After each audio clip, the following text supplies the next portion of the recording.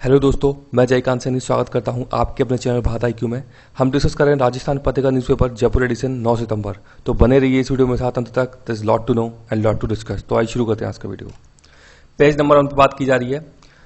जयपुर के अंदर राजस्थान पत्रिका ने पत्रिका गेट का शुभारंभ किया है। प्रधानमंत्री नरेंद्र मोदी जी ने इसका वर्चुअल लोकार्पण किया है। मोदी जी ने इसका इंपॉर्टेंट फैक्ट यहाँ पे ये है कि एक तो राजस्थान पत्रिका के संस्थापक हैं कपूर चंद कुलिश जी और गुलाब कोठारी जी इसके संपादक हैं। तो आपको जानना बेहद ही जरूरी है, इंपॉर्टेंट फैक्ट है।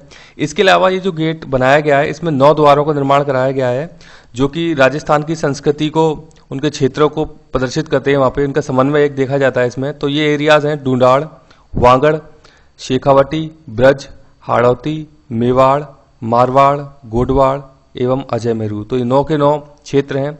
आप इन क्षेत्रों को देख लीजिएगा अपने एंड से कि ये कहाँ कौन कौन से डिस्ट्रिक्ट में आते हैं। तो इम्पोर्टेंट है, एग्जाम में पूछा सकता है इसके बारे में, क्योंकि राजस्थान की आर्ट एंड कल्चर से संबंधित ये बात है। इसका ये शुभारंभ किया है, तो इम्पोर्टेंट न्यूज़ बनती है। आगे देखते हैं। पेज नंबर पे एक और न्यूज़ है। ये बात की जा रही है भारत और चीन के बीच जो तनातनी चल रही है, तो वहाँ पे अभी लद्दाख की पेंगोंग झील के साउथ में 45 साल बाद भारत और चीन के बीच फायरिंग हो गई है। तो ये यहाँ पे न्यूज़ कवर की गई है, ये आप देख सकते हैं। ये है अक्साई चीन वाला एरिया है यहाँ पे, ये राइट। ये ऊपर जो लद्दाख वाला जो पार्ट है वो है अक्साई चीन वाला एरिया। इसे LAC बोलते हैं, लाइन ऑफ एक्चुअल कंट्रोल। इसके अलावा ये POK क्षेत्र है, पाक ऑफ ऑक्यूपाइड कश्मीर, इसको बोलते हैं LOC एरिया। LOC यानी लाइन ऑफ कंट्रोल, जो कि पाकिस्तान के साथ में लगता है। LAC चाइना के साथ में लगता है। तो डिस्प्यूटेड एरिया है भारत चीन के साथ में। मैं आपको पहले भी दिखा चुका हूँ मैप कि लद्दाख वाले पार्ट में वेस्टर्न सेक्टर है, ये उत्तराखंड वाला पार्ट हो जाता है, यहाँ पर सेंट्रल सेक्टर है, ये अरुणाचल वाला प्रदेश हो गया ईस्टर्न सेक्टर, यहाँ पे मैकमोहन रेखा लगती है। तो ये इसके डिस्प्यूटेड एरिया रेड कलर में शो किए हैं। ये न्यूज़ यहाँ पे कवर की गई है। आगे देखते हैं। पेज नंबर पे एक और न्यूज़ है।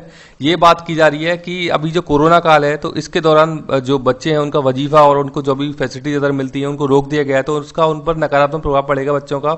उनको स्कूल जाने से रोक दिया जाएगा, उनकी खरीद फरोख्त होगी, उनकी समाज में असमानताएं बढ़ेंगी। ये सब बात कर रहे हैं। ये नशे की और बच्चों का धकेला जाना, ये सारी चीज़ें, मतलब यहाँ पे कैलाश सत्यार्थी जी इसके बारे में बात कर रहे हैं। इस न्यूज़ के अंदर ये बात बताई गई है। तो हम कैलाश सत्यार्थी जी के बारे में थोड़ा जान लेते हैं कि कैलाश सत्यार्थी जी को 2014 में नोबेल प्राइज मिला था, शांति प्राइज, राइट। ये किसके साथ मिला था? मलाला यूसुफजाई के साथ मिला था, जो कि पाकिस्तान की एक छोटी सी बच्ची थी, शायद 17-18 साल की होंगी उस वक्त जब इन्हें मिला था ये अवार्ड।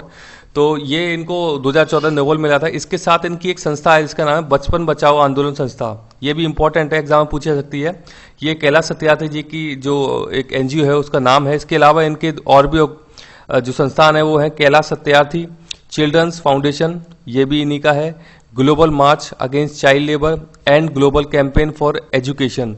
ये तीनों के ये चार के चार इनके संस्थान है, इंपॉर्टेंट है, पूछे जाते हैं एग्जाम्स के अंदर कि बच्चों को लेकर बहुत अच्छा काम करते हैं। कैलाश सत्यार्थी जी MP विदिशा से इनका संबंध है, कैलाश जी का। आगे देखते हैं। पेज नंबर पर एक और न्यूज है। ये बात की जा रही है कि इंदिरा गांधी शांति पुरस्कार, ये इंदिरा गांधी शांति पुरस्कार हर वर्ष दिया जाता है। तो इस बार ये दिया गया है ब्रिटिश प्रसारक और प्रकृतिवादी डेविड एटनबरो को। ये आपको पता होना चाहिए, डेविड एटनबरो को ये पुरस्कार दिया गया है। इन पुरस्कारों की शुरुआत 1986 में की गई थी और इनको देने का काम इंदिरा गांधी मेमोरियल ट्रस्ट द्वारा किया जाता है। तो ये न्यूज़ यहाँ पे कवर की गई है, इंपॉर्टेंट है। आगे देखते हैं। पेज नंबर 1 पे बात की जा रही है कि राजस्थान के एक मूल निवासी हैं जिनका नाम है धर्मचंद जैन। इनको CBI में अतिरिक्त निदेशक नियुक्त कर दिया गया। तो इंपॉर्टेंट न्यूज़ पूछी जाती है एग्जाम के अंदर कि धर्मचंद जैन कहाँ से संबंधित है। तो राजस्थान से इनका संबंध है, जिनको कि CBI के अंदर अभी अतिरिक्त निदेशक नियुक्त कर दिया गया है। तो पेज नंबर 1 पे बात की जा रही है, टिड्डी से संबंधित न्यूज है ये। तो यहाँ पे एक बीकानेर टिड्डी अनुसंधान केंद्र है, field station for investigation of locust. तो इसने नीम का बायोपेस्टिसाइड बना लिया है टिड्डियों से लड़ने के लिए। तो भारत में राष्ट्रीय टिड्डी कार्यक्रम स्टार्ट किया हुआ है भारत सरकार ने। ये ministry of agriculture and farmer welfare ministry के अंतर्गत आता है, ये कार्यक्रम स्टार्ट किया है। इसके अलावा लोकस्ट वार्निंग ऑर्गेनाइजेशन है भारत के अंदर, इसका हेडक्वार्टर फरीदाबाद के अंदर है। ये लोकस्ट से संबंधित वार्निंग इशू करने का काम करती है भारत के अंदर। इसके अलावा LWO के फील्ड ऑफिस भी हैं भारत के अंदर। राजस्थान में जैसे जोधपुर, बाड़मेर, बीकानेर, जैसलमेर इत्यादि स्थानों पर हैं। इसके अलावा गुजरात में भी इसके फील्ड ऑफिस हैं, तो नोट कीजिएगा, इंपॉर्टेंट फैक्ट है। आगे देखते हैं। पेज नंबर 5 में बात की जा रही है super critical thermal power plant के बारे में, न्यूज कवर की गई है।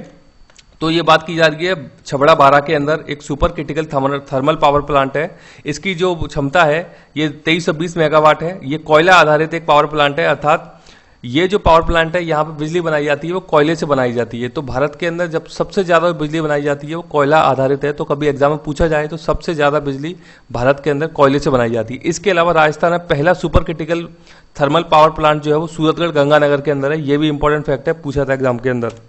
पेज नंबर 7 में बात की जा रही है लड़कियों की शादी से संबंधित। यहाँ पे एडिटोरियल है आभा सिंह जी का, ये इसमें कुछ डिस्कशन हो रहे हैं तो इससे इंपॉर्टेंट कुछ मैंने फैक्ट लिए हैं। तो यहाँ पे एक एक्ट है age of consent act 1891 B Malabari के द्वारा लाया गया। बी मालावारी एक समाज सुधारक थे। तो पहले लड़कियों की शादी किसी भी उम्र में कर दी जाती थी, 5 साल, 6 साल, 8 साल। तो उसमें सुधार आने के लिए उन्होंने लड़कियों की शादी की उम्र 10 से बढ़ा करके 12 वर्ष कर दी। मतलब कि कम से कम 12 वर्ष की उम्र होनी चाहिए लड़कियों की, तभी शादी हो पाएगी। ये 1891 में बदलाव किया। उसके अलावा 1929 में शारदा एक्ट आया। हरविलास शारदा जी समाज सुधारक है अजमेर के। तो यहाँ पर बच्चों की शादी पर प्रतिबंध लगा दिया गया इस एक्ट के थ्रू, और उनकी शादी की उम्र 14 वर्ष कर दी गई लड़कियों के लिए, और लड़के के लिए 18 वर्ष निर्धारित कर दी गई कम से कम। ये क्राइटेरिया यहाँ पे रख दिया इस एक्ट के थ्रू। इसके बाद 1978 में शारदा एक्ट में संशोधन होता है, और इस एक्ट में बताया जाता है कि लड़की के लिए जो शादी की आयु है अब 18 वर्ष कर दी गई और लड़कों के लिए 21 वर्ष कर दी गई। तो ये मेजर चेंजेस किए गए शादी को लेकर। सारे के सारे इंपॉर्टेंट फैक्टर नोट कीजिएगा। पेज नंबर 8 में वाइल्ड लाइफ संबंधी न्यूज है यहाँ पे। तो इसमें वैज्ञानिक कुछ नई तितली की प्रजाति खोजी है राजस्थान के अंदर। तो ये क्षेत्र जो है रणथंभौर बाघ परियोजना क्षेत्र है, जहाँ पर कि 2 तितलियों की नई प्रजाति खोजी गई हैं। पहली है ट्राई कलर पाइट फ्लैट, इसका साइंटिफिक नेम है कोलाडेलिया इंद्राणी इंद्रा। तो साइंटिफिक नाम भी इंपॉर्टेंट है, पूछा था एग्जाम के अंदर, नोट कीजिएगा।